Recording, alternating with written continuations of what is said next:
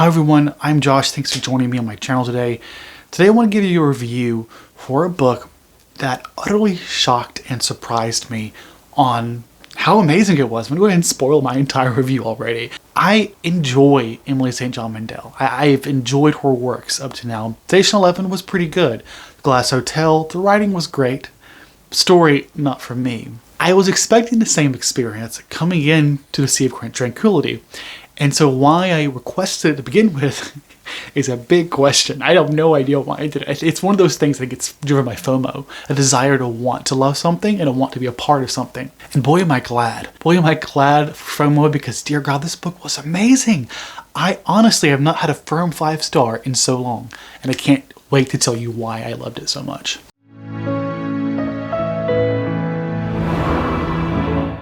So let's start with taking a look back at the type of writing style that Emily St. John Mandel uses. She is very character focused, where in every one of the books that I've read, at least of these three, she basically looks at a series of different characters, often at different points in time, at different places and space, and have different experiences. And a lot of times they don't connect in the most obvious of ways, where we'll be introduced to a character, learn about seemingly trivial things about them, and then we'll move on to the next one. And it's only after being very persistent and attentive that we'll begin to realize the subtle interconnectedness of all of our characters and how it all comes together. That as a writing mechanism, I think is really creative and really well done, and I think is one of the highlights of Emily St. John Mandel's writing. It can, however, be confusing and a little disconcerting. But I think when used with a compelling plot, it makes for a really good way of telling a story. That's why I think Station 11 worked pretty well for me. But at the core, Station 11, even though it was about a end-of-the-world pandemic, there was something utterly mundane about it, which was both what was good about it and what was also bad about it. But that mundaneness almost made it like not quite as impactful as I was expecting a work like that to be. To be fair, I think I read it not long after I read The Road by Cormac McCarthy. And those are two very different takes on End of the World. I think, the apocalypse. I think it was wrong of me to expect that of that book. But regardless, I thought it was sufficiently interesting to sort of keep me encapsulated. Then I went into The Glass Hotel, and in that book, we see the same technique, the same focus on characters that are interconnected in some way that doesn't become apparent till later on in the plot. And eventually we realize the central plot of this is, in fact, tax fraud, something that is brought up again in this book, surprise, that is to say, Sea of Tranquility. And while the storytelling is really good, for me, the story just wasn't worth it. I did not enjoy the plot enough to think this was worth getting invested in. I'm focusing so much on this now because I think it's really important to consider the way she tells the story and how it fits into the type of story she's telling now with Sea of Tranquility, and why I think it works so well for me in this situation. Because now we're getting introduced to a story where there is time travel seemingly in the mix. And how that is and how it comes to being in the story and how big of a part of the story it is revealed slowly through time. But I will say that time travel is definitely some component of the narrative. The reveal of that is its own form of discovery, own form of storytelling, but also I guess the interconnectedness of stories when it comes to time travel is so important. I think it makes for a really compelling narrative. So when you use that approach of having characters that are seemingly unconnected slowly become connected in a time travel perspective, I think it works really well because there's something about time travel that just makes that technique work for me. I mean, first off, I should say I love time travel, so it's hard for time travel not to work for me. Not to say there aren't time travel books that aren't bad, in my opinion. But in using it to tell the time travel narrative, I think it made the story much more effective and much more impactful. And in fact, the slow discovery of what the hell was going on and how it all came together was part of the fun. I feel like there's like two parts of the book. The first part of the book, I've heard some people say it's kind of slow, and to be fair, it is. We're getting introduced to our characters beginning in the 1900s, working our way to the 2400s. And we're basically introduced to them sequentially through time. First, we have our one character in the 1900s. We get introduced to their life pretty trivially. But for what it's worth, even though it's trivial and seems irrelevant, at least at the start, it is short. The chapters are so short and the focus on the characters are very short until we get further into the book as we get to more significant plot points or significant parts of the plot. But still, it's an introduction and it's a hint of what's to come.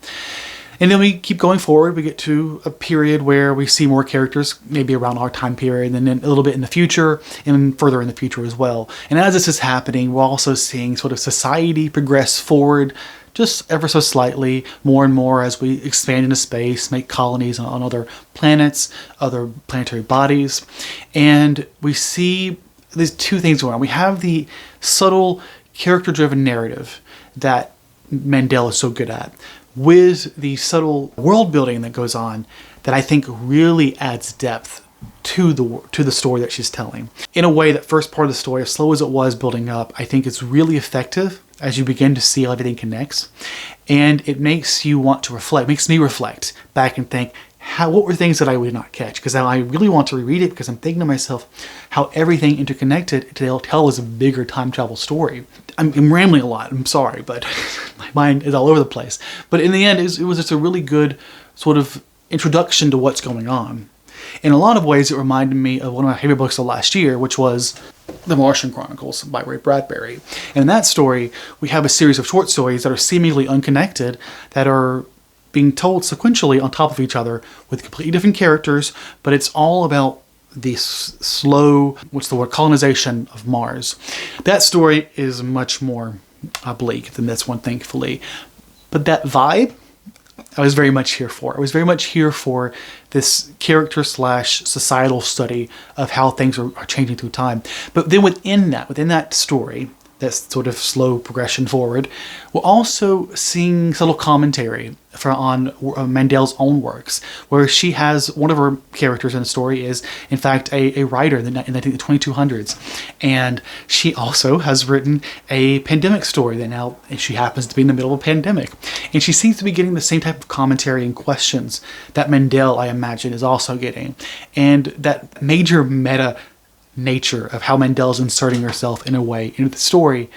Oh my God, it made me smile so much. Like I thought it was really effective and really well done, and I thought it was just a lot of fun. I think it made the books more fun in retrospect, particularly The Glass Hotel, where we also return to some of those characters. We see how their story plays out, and I say that as someone who remembers basically nothing, but like I've since learned more because it's discussed in this book. So if you don't want spoilers for that, obviously don't read this book first. But the way it all connects is really exciting.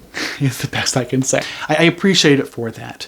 And then we finally get to the actual narrative, and we understand the world that has been created and the problem, the central plot device that the entire story hinges on, which I will not reveal. It worked. Like when I finally realized how it all came together, I finally appreciated it for that. And while I feel like a lot of people have that feeling when reading her other books, I have not usually had that book, that when I see how everything connects. I think it's more impactful for me when it's told with a time travel device, where the interconnectedness has that underlying sci-fi hook to pull me in.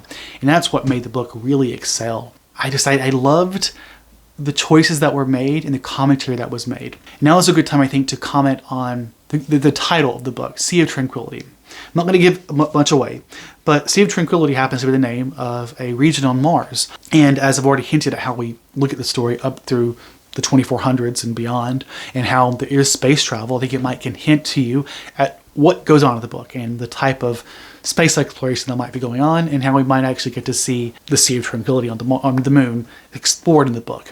But more than that, the Sea of Tranquility is its own, like it's about finding calm, about finding a sea of tranquilness, right? Amongst all the chaos. And she talks about this narrative, about this point, while discussing a pandemic in the book. So it's very much relevant to everyone reading this because we're all living this. That to me also just made it work all the more effectively.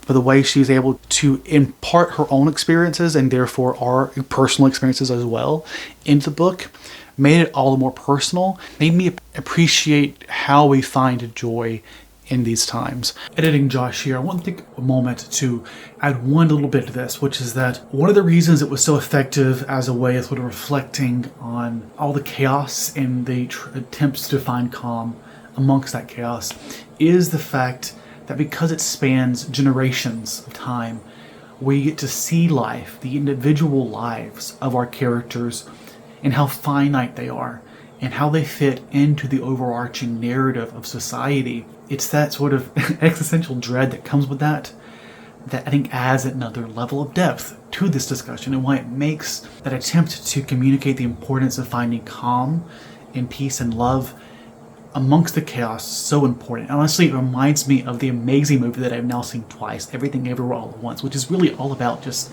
appreciating what you have while it lasts. So yes, I'm fitting in a commentary on Everything Everywhere All at Once. Make sure you watch that and read this book. Anyways, I really like it. This was a great book, honestly. 5 stars, a firm 5 stars. I'm itching to reread it, but I'm going to resist the urge. Give myself a little time to forget some of the stuff that I read so I can appreciate it more upon reread. But if you're wondering if you should read this, I absolutely suggest you do. It's slow at first, like I said, but I think it definitely pays off. And by the end, I think you'll be absolutely hooked. It's a fantastic story. If you liked Mandel's other works, I think you'll absolutely like this, especially if you're a fan of her sci-fi work. This is just the sci-fi work on the next level. To me, it's her best one yet, but I've never been a major fan, to be honest. So that's why I was so pleased when I found myself falling head over heels in love with this book. Thank you so much for watching. I hope you've had a great day. Stay safe, and I'll see you all next time. Goodbye.